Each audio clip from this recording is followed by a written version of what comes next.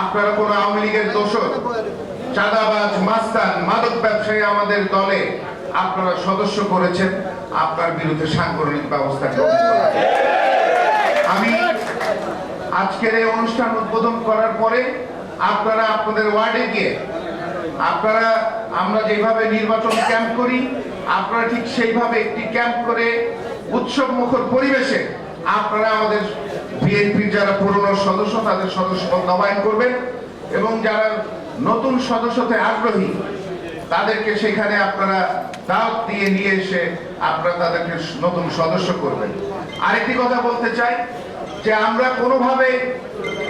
ভেবে নিলে হবে না যে আপনারা একটি ক্যাম্প করবেন সেখানে লাইন ধরে এসে আপনাদের সদস্য হবে। সেখানে আপনাদের মানুষের বাড়িতে বাড়িতে যেতে হবে। আপনারা জানেন ইতিমধ্যেই বাংলাদেশের যে ভোটের সংখ্যা সেখানে 50%-এর অধিক আমাদের নারী ভোটাররা আজকে এগিয়ে যাচ্ছে। সেখানে আমাদের নারীদেরকে অনেক গুরুত্ব দিতে হবে, বাড়িতে বাড়িতে যেতে হবে এবং আমরা এলাকায় ভালো কাজের মাধ্যমে মানুষের পক্ষে,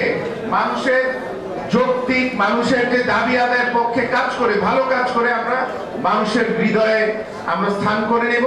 এবং তাদেরকে দেশনেত্রী বেগম খালেদা জিয়া, বিএনপির ভারপ্রাপ্ত চেয়ারম্যান জনাব তারেক রহমানের সালাম পৌঁছে দিয়ে এবং এই এলাকার মাটির মানুষের নেতা সংগ্রামী জননেতা জনাব মির্জা আব্বাসের সালাম পৌঁছে দিয়ে নতুন যে আমাদের সদস্য